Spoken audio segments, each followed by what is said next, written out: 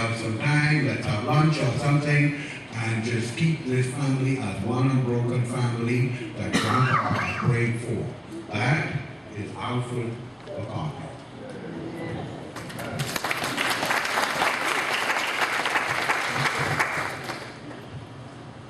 We still have some time for those who would like to say something.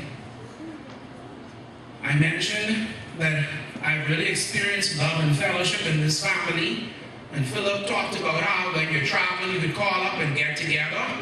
I was very fortunate that when I did a year of university in 2000 and 2001 that I was able to visit with some of my McCartney relatives in the United States.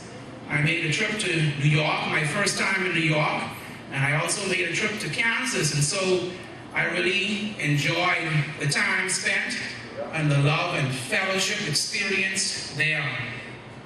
And, you know, Mandy said to me, Gus, you gotta try and do something to liven this up. Well, I'm not the best at telling jokes, but I'll give it a try.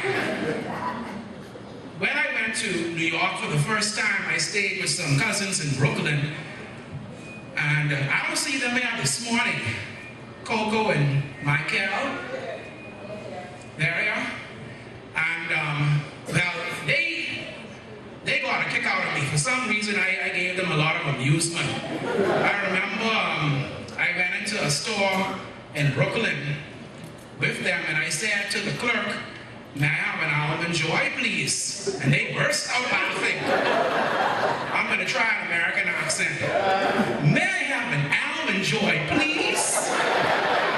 Gus, in Brooklyn, you don't say, "May I have an almond joy, please?" You say, "Give me one of them, give me one of them."